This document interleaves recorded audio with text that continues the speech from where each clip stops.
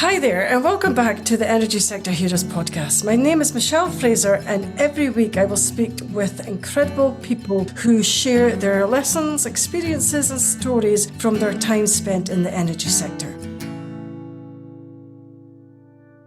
Hi there, and welcome back again to this week's episode. If you're new to the show, then please take a second to subscribe and even consider sharing the show with just one other person. This week I am joined by Rebecca Fitzpatrick. Rebecca is a director of criminal law in a law firm, which is very exciting actually, and probably something that we all need as well. Or maybe hopefully not ever in our life. Rebecca, would you like to introduce yourself, please? Yeah, absolutely, Michelle. Thank you. Yes, I'm director of Timpano, which is for criminal law here in Perth, Australia. And my other role within that is chief psychologist. So just what your point, Michelle, is people don't know what they don't want to see me for. Is it for mental health? Is it for criminology? And it's an interesting intersect, I guess, of my skills so far.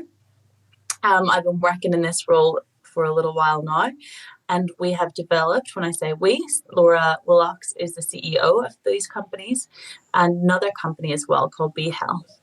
And that was born out of the idea around crime and continuing to see people making similar mistakes that got them in trouble with the law and some serious crime as well. So I guess on a day-to-day, we would support, manage and intervene for anything from family domestic violence straight through to those things that we all want or curious about in terms of murders, homicides, areas like that. So a huge impetus for Laura was that she was seeing a lot of people coming through that you may not necessarily think would fit the bill come through the doors of our law firm. She was seeing a lot of people from high socioeconomic areas, PEs, obstetricians, doctors, engineers, lawyers, all areas, all walks of life, people coming through. And she thought, how is this possible? We have people who are seen as those kind of pillars of community, who would have access to resource to get intervention and support as they needed, but they're the ones who are coming through the door quite frequently, actually. We have people who are in finance. We take on like financial crimes as well. So it was quite interesting, the plethora of people that were coming through. So combining my skills as a chief psychologist, I initially came on for B, and I quickly escalated into the chief operations officer or director role. And I can tell you a little bit more about that as well and how I've got to where I have done, if that's of interest. Yeah, it's an interesting role. And I just wondered, you were mentioning about how people make the same mistakes again. Do you really think that they do? And what makes somebody... I mean, I don't even think that anybody goes out their way to commit a crime, but what really pushes them over the edge to go that far? Absolutely. Let me tell you a little bit of my background then, because it's not my first rodeo with crime. Let me tell you that. So I have been very lucky in Australia to have had really great opportunities, and I've noticed throughout all of those opportunities, from my first start as a psychologist here, coming and sitting face to face with people who have murdered or have just come out of prison after 20 years for murder. And I think people find that fascinating. Like, how can you do that? And often they haven't had very well-rounded upbringings as well. So there's a lot that links in with that. In one of my last roles, I was over 8 metro prisons in Perth, as well as our youth justice prisons. And I had one of my areas that I had to oversee was signing off reports for parole. And I'll tell you this little caveat because I think it helps to colour the story. And it helps to give some relief, because often we see that these crimes they're on the news. We don't know a story behind it. What's happened? And that person must be bad or terrible or to have done that. And absolutely, some of the crimes are heinous. One report, I was reviewing that for role, and that was in our maximum security prison. And it was about this person who had significant drug trafficking charges. And reading through their report, it lists out their whole history. So coming back to the question that you asked, Michelle, how do we get to that point and what happens? They had grown up in a household where one of their first memories was smoking weed. So I guess when you're very young and having access to marijuana at that age, it definitely colors your life. So they had noticed that, mum wasn't getting access to food. They always remember being hungry when they were younger. And one day, accidentally, they brought some of this marijuana into school. And an older boy had said, "Hey, I'll pay you $10 for that." And in that moment, that became a currency to them, to this person, because his first thought was, I can get my mum some food now. I can get some food now. I can have some lunch. And then, of course, there was about 30 years in between this young person's kind of first thought of access to kind of finances and where they've ended up. So for me, it's never just the crime, and it's very interesting now being able to see it from all these different lenses. So when the crime's first been committed, people are contacting the law firm straight away. I need representation. I need legal support. Can you stand for me? Can you come to court? And you're getting these people in all the time that maybe have their own version of events and stories. So that was just one example of a crime where it kind of reframed for me around having family histories of trauma as well.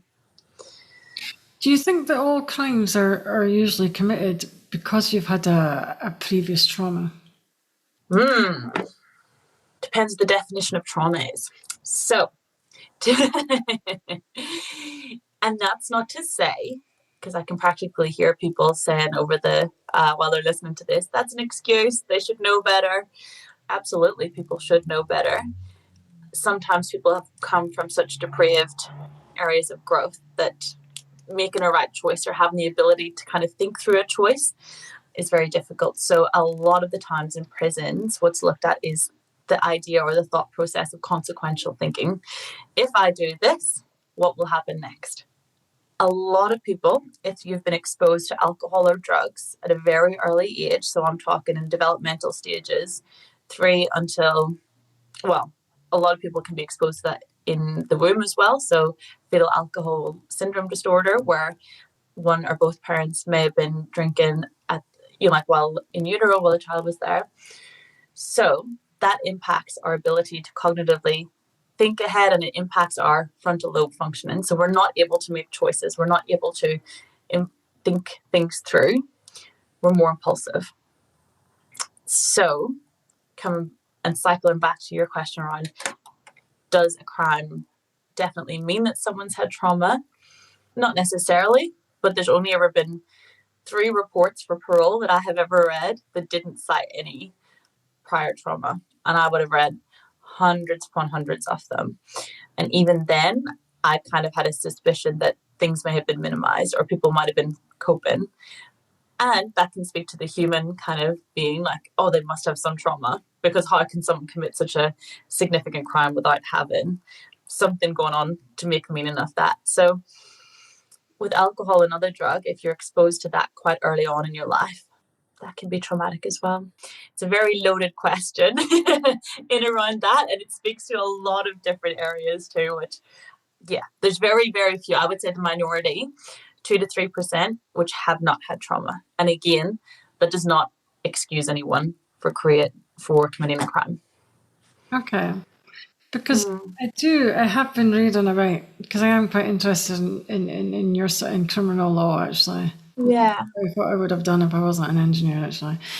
Really? Yeah, really, it's really interesting me why people do things.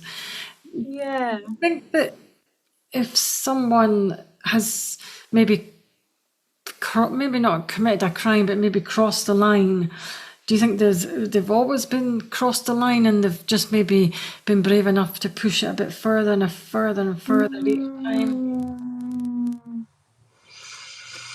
What's coming to mind, Michelle, is there's groupthink as well and bystander think too. So it depends who's egging you on. It depends as well. So it's a really good question. Actually, Jamie Bulger is coming to mind. And I know this is a complete deviation to who's normally on your podcast, but the Jamie Bulger murder. Remember the young boy and the 2 boys let him astray. There was a forensic psychologist on that, and on the day they were able to recount that both boys were just egging each other on further and further and further. So that perpetuated a lot of the depravity that happened on that day. There is an element to that. Say if we're thinking of gang mentality, or I would say for a lot of our teens, you want to be on the, and actually for everyone, we want to feel like we belong somewhere. We want to feel like we are acknowledged. We want to feel like we are useful and purposeful. And you can't underestimate those 4 drivers. So when I talk about like being on the in group and being on the out group, that can be a powerful motivator to be accepted. So we could look at that through quite an innocent lens. So for example, trying to fit in on school, you want to play football really well. So you try, like, you might do a lot of exercise outside of school so that you fit in and you belong to the in group and that you are accepted and that you're useful and purposeful. From the other side of the lens, we can look at it as though, let's take gang mentality, for example. You may have grown up in a household whereby you weren't really seen, heard, or acknowledged, and you didn't feel like you belonged or didn't feel like you had purpose, or maybe you weren't wanted or needed. So when you get a group that's saying, you're wonderful, we really think the world of you, all you need to do to join us forever is X, Y, Z. I cannot tell you how powerful that is in coercing someone's behavior. It is incredible. In fact, a significant amount of drug trafficking cases are based on that. Hey, we think you're cool. Can you mind my bag for a little while? And that's built up over, like, could be months, weeks, sometimes days for people. Hey, we're going on a boat party. Would you like to come? And off they go to this boat party. They feel involved, included. And little do they know it's about drugs trafficking and they're trying to pin that person. So it's incredible, that pull. So coming back to your question, do people get brave? Do they just look for bigger highs? Some do. And there's a whole group think as well that's really important too. So when I say about some people do as well, I guess we all know about endorphins and endorphin release. So endorphins are those chemicals that are produced that give us feelings of happiness, belonging, satisfaction. Mm. And that incorporates our adrenaline as well. So it gives us a real incentive. People with, for example, I've just completed doing a lot of ADHD diagnosis and assessment, as well as previously completing autism assessment and diagnosis. People who have ADHD are a lot more impulsive. So that means, therefore, they sometimes need to have a bigger activity to get that release of adrenaline, because everything they do encourages adrenaline use. So sometimes people do need that extra line or extra pushing the boundaries a little bit to get that endorphin release. And that is another very, very powerful motivator. Okay. I can see your mind ticking away. There's loads of questions here. I know, but going back to what you were saying before, why is it more that, I was going to say engineers, but people that you were saying, people who are meant to be pillars of society, or community, why is it them that end up down the criminal justice system? Fascinating. It's so, these things, this is partly why B has been set up, B Health, because we see a lot of people who have studied hard their whole lives, have had to be incredibly diligent their whole lives, have had to be incredibly focused to achieve what they have achieved. And then we start to see things unravel. Here and the precipice behind that, and I feel very, very lucky to have the skills of a psychologist and to be involved in this side of criminal law too, because it really helps to color and give some context behind everything too. So I'm really glad that you're asking a lot of these questions.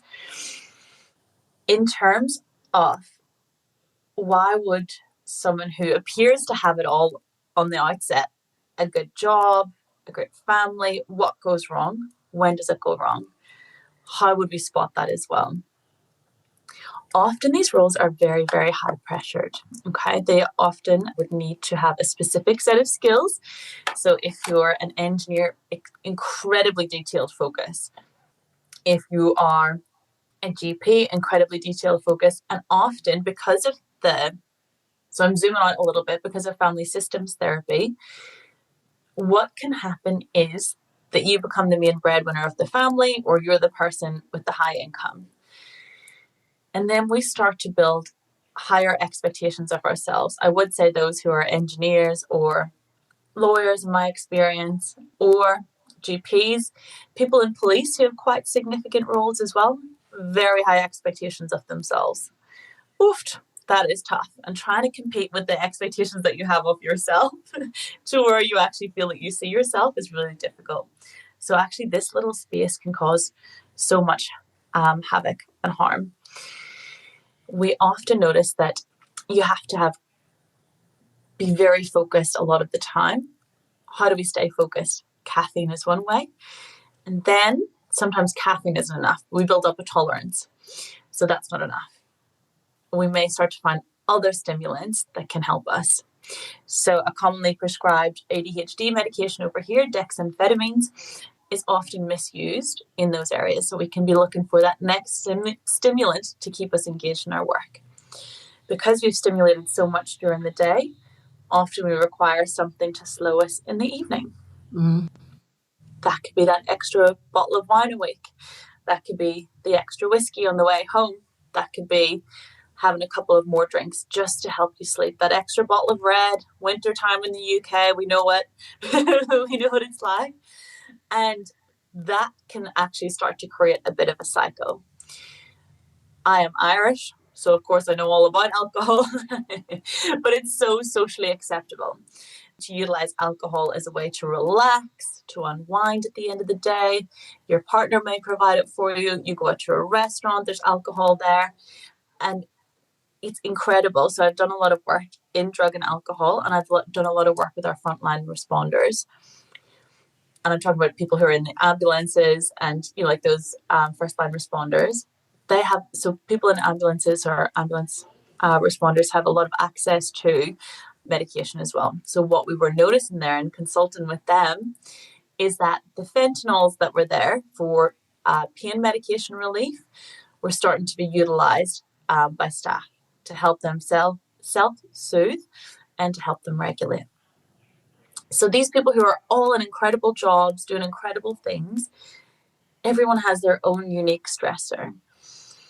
Sometimes it can be a big trauma, so a significant thing that you might see, a car crash, a loss of a loved one, but often it's the daily traumas, so the micro traumas that are the ones that cause havoc.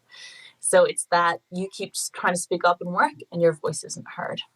And it almost feels like, have you ever been to the hairdressers, Michelle, and you've got a haircut and there's a hair niggling somewhere? It feels like that. It's a build-up and you're just getting more and more frustrated. Mm.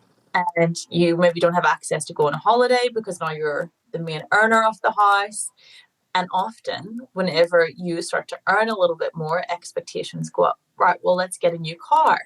Let's go on a couple more holidays. So that pressure, even though there's a perceived pay increase, it actually can feel like a pay cut sometimes because we start to want more. So all of these pressures can start to build in. We start to work longer hours. We start to feel disconnected from our families and our loved ones. We're calling them less. We're drinking a little bit more. We might have had a backache because we've been so tense. We might be prescribed some pain medication. And pain medication is so addictive. And it's often unmonitored as well. So often, I know my family said to me, oh, I think we've got some Valium in there. Do you want to just take it? Like often households do have access to a lot of these things too. So there's quite a few things there as well around. And they're, at the end of the day, it's a little bit about keeping up with the Joneses. If you've got the nice job, how do we continue to stay relevant? We need a new car. We need the bigger house. And before you know it, there is so much pressure and stress on you. Are some of those things making a little bit of sense around pillars of community? They might seem like those people that, and lawyers aren't exempt too. I've been doing a lot of consulting with other law firms The pressure they experience is significant.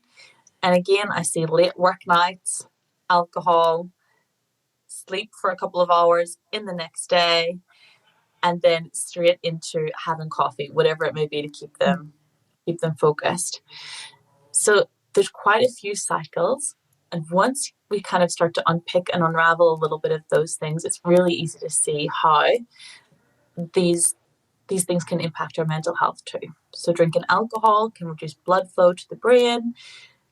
I mean, I'll probably still have a glass of wine tonight, but I know all of these negative things, but it causes restless sleep.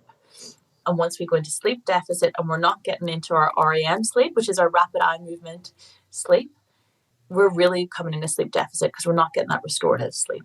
So we're waking up groggy the next day. Coffees aren't cutting it anymore. We need more coffees, more coffee, more stimulants. So it kind of speaks to that as well. What's the next thing?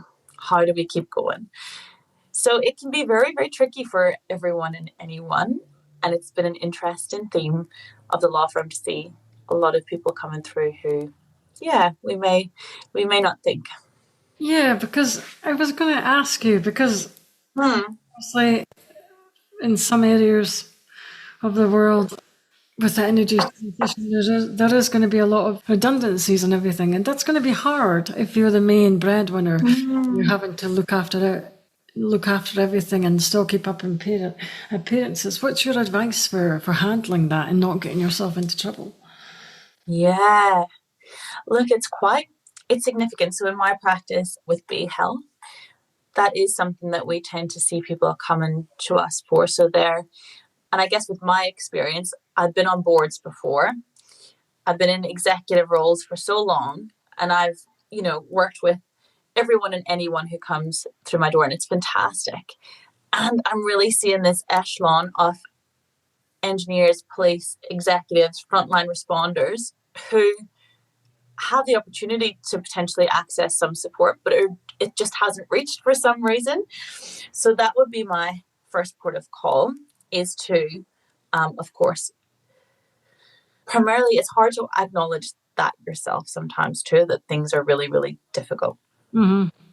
Sometimes we don't even feel that we have the space to be able to do that, because we may have school fees due, we may have a car payment due, we've got the mortgage coming out, we may have rent coming out. It also creates a sense of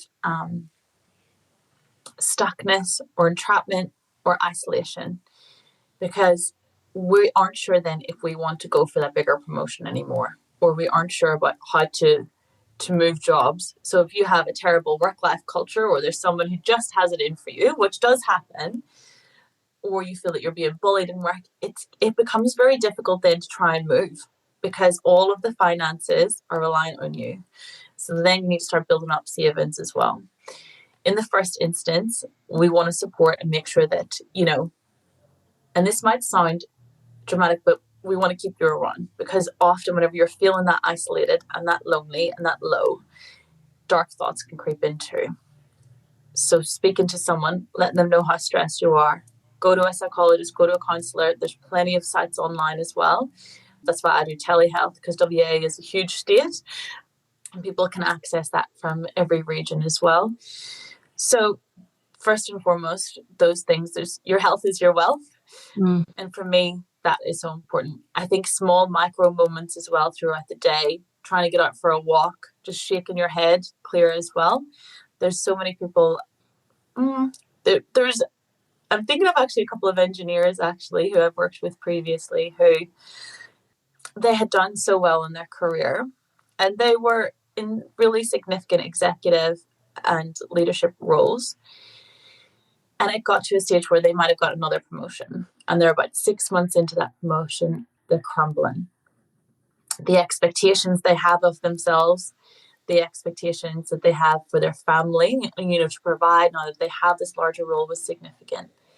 And actually, an area then that I looked at was recommending them for an ADHD assessment and diagnosis. They met criteria, they received a diagnosis.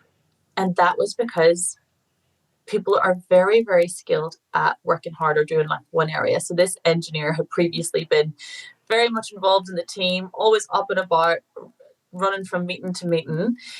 Then he got in an incredibly senior role, and it became more kind of sustained, more admin, not admin as such, but more kind of computer focused, meeting after meeting. And that just really did not sit well with his ADHD. So that actually became exposed 6 months later. So it's not always about that you aren't functioning or you're not doing the right thing. It can be your environment's bringing out just another area of your personality that might need some support. So I would always recommend, if there's no one around, like in terms of family network, Psychologist is one of the most efficient ways to start offloading some of those things so that we can start supporting you. Okay, but it is commonly known that men don't like to talk about their feelings. There's a change, Michelle. There's definitely a shift I have seen.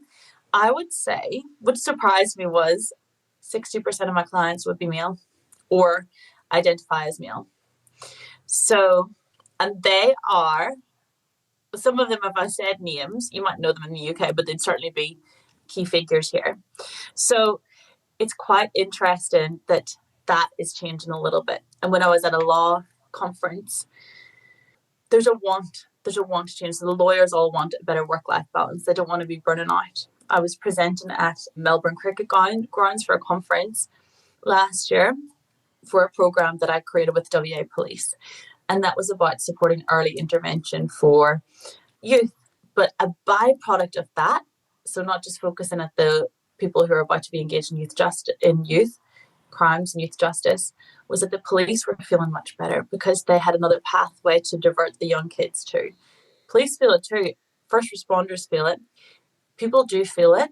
And what I am noticing coming through is, and I would say out of that 60%, my clientele who identify as male, the majority of them would be 40s up. And I think that's amazing. It's incredible to start seeing that shift and that ability to access some support, because you're so right. That is our population that often go missing. And that's how we're socialized as well, too. Like in playgrounds, boys are encouraged to go out and play football and kick things around and be kind of active. Girls are encouraged, whether they know it or not, to communicate and to talk.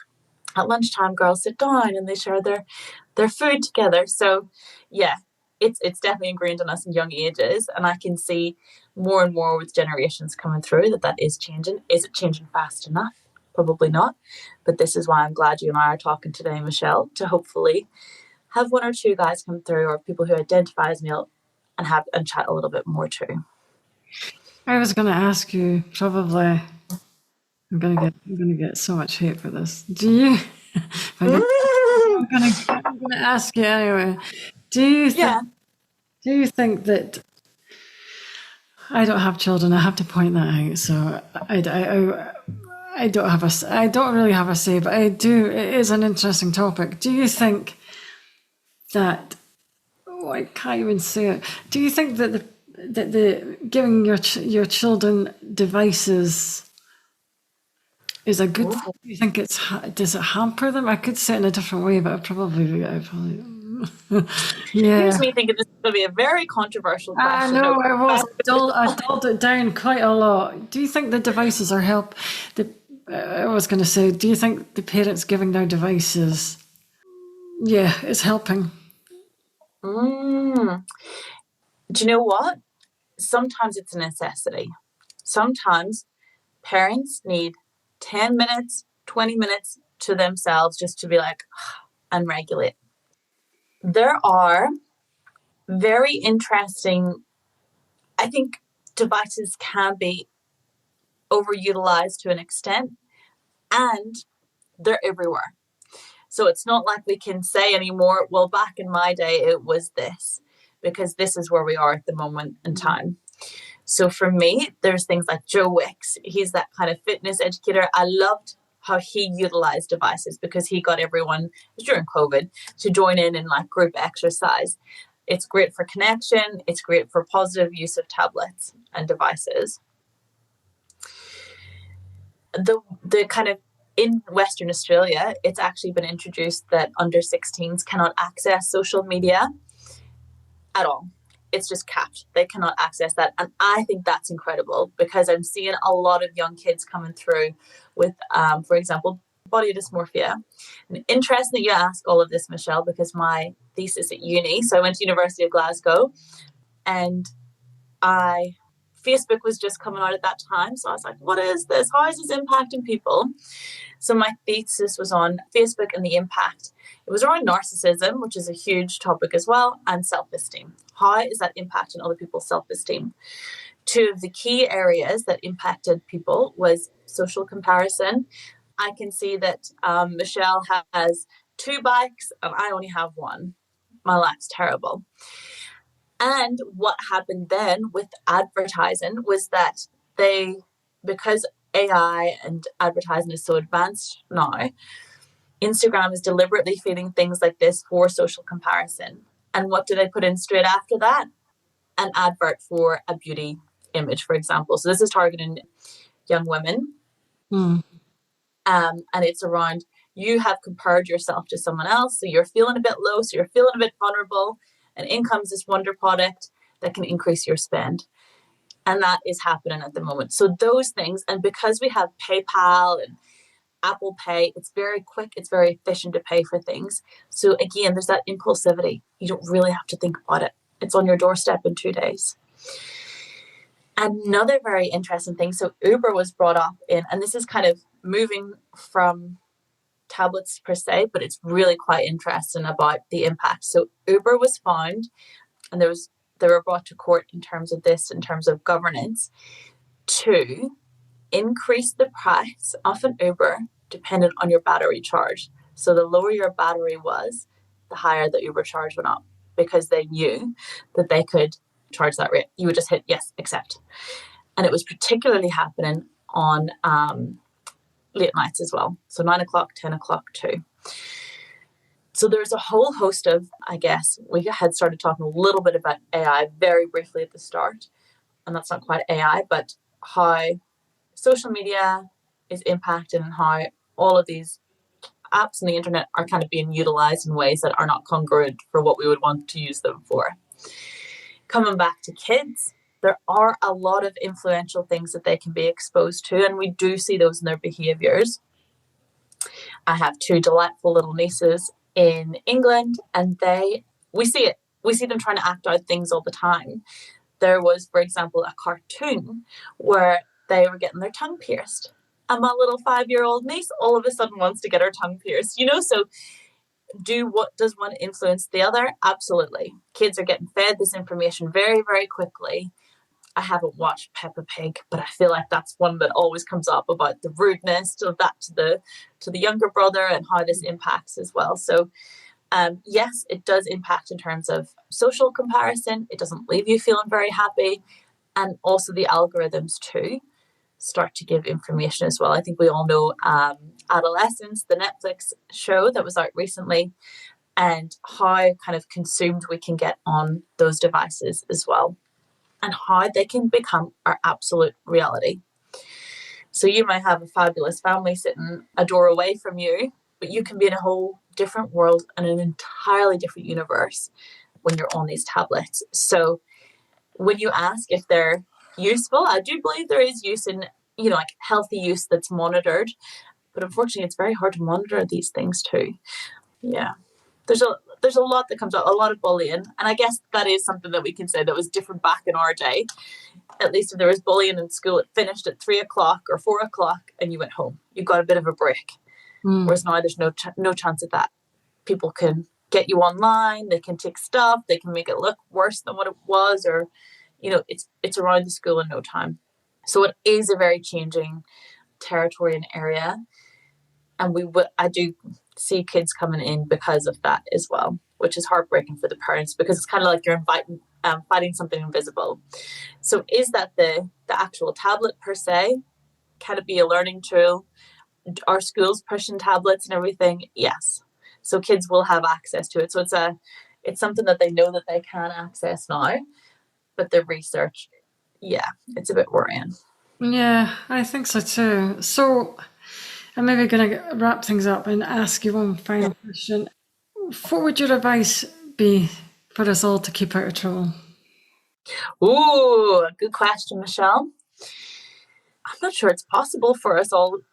In terms of us humans, we all make mistakes, right? We're not perfect. Not one of us is perfect. As a psychologist, and just as Rebecca, I've messed up plenty of times, But also, I think that that's helped me in my career a lot too. So never be afraid of failing, or never be afraid of trying something new, or not applying for that job just because you think Ted's going to get that job over you. If you're not putting your hat in the ring, you're actually helping Ted just get that job. So what can we do as humans to look after ourselves and to not toe the line, not get involved in crime, or not do the right thing? I think you have to follow your interests as well. So, Michelle, like you doing this podcast, that's something that gives you energy and it tops you up. It can be nerve-wracking, it can be daunting, and you see the kind of responses that you're getting through on your channels too. And that is purpose-led. It's helping you in some way. Mm-hmm. For me, I always have to come back to my why. If I'm really kind of feeling at sea, I'm not quite sure what decision I should make, I feel like I've really messed up, I have to think, well, why am I doing some of these things? What's happening there? So my purpose and my why is to connect people. I find it's really important that some of the information that I have as a psychologist is translated so that everyone can utilize it. That's what I see as my why.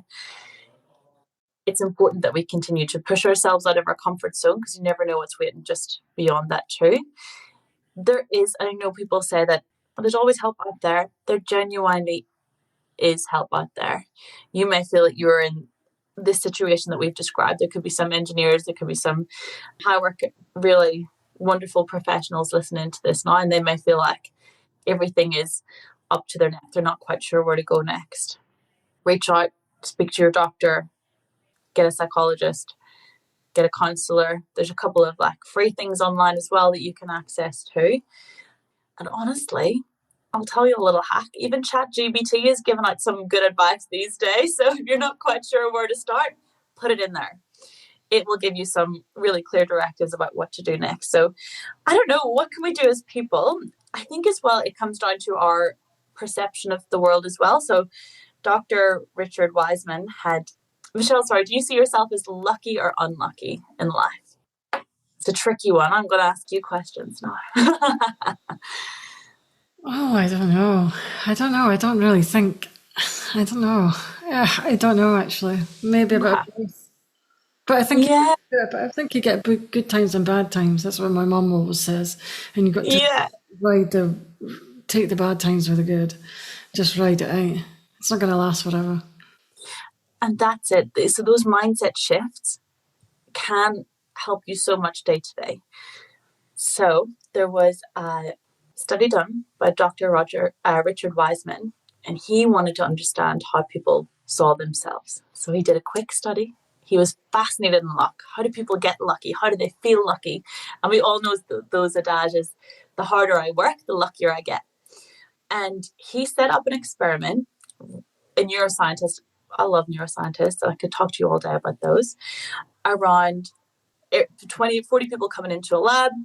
20 had identified themselves as yep, I'm a very lucky person. 20 identified their self-narrative as I'm not lucky. And he wanted to try and figure out how to measure that. So he gave each cohort the same document to look over. He said, count the images that you see in this newspaper, and when you're finished, give it back to me.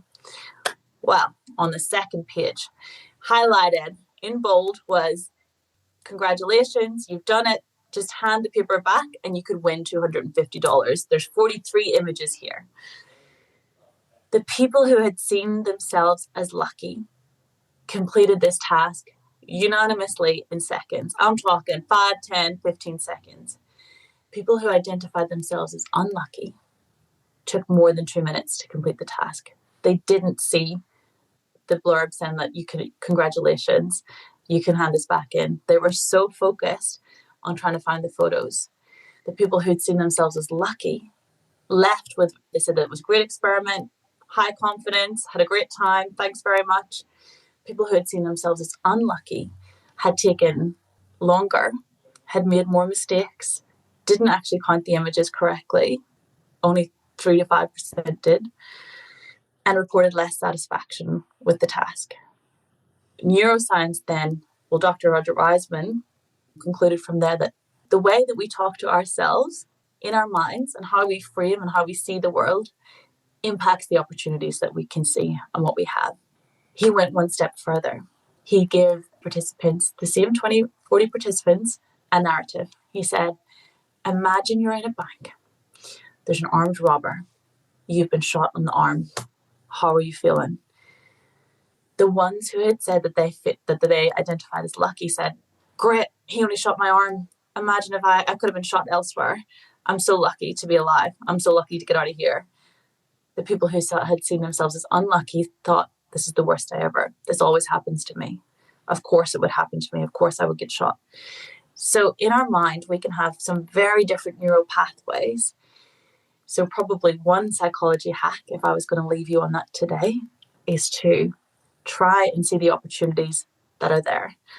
How can we see the luck that's around us? Because it does start to shape our world. And that's amazing advice, actually. I'm going to use that advice, actually. I'm going to use that advice just now. I will. Anyway, thank you. What are you going to use it for, Michelle? Oh, just quite a few things. Really? Quite a few difficult things, actually. Yes, anyway, that's all the questions I have today. I would like to thank Rebecca for your time. That brings us to the end of another episode. Thanks for listening and see you next week.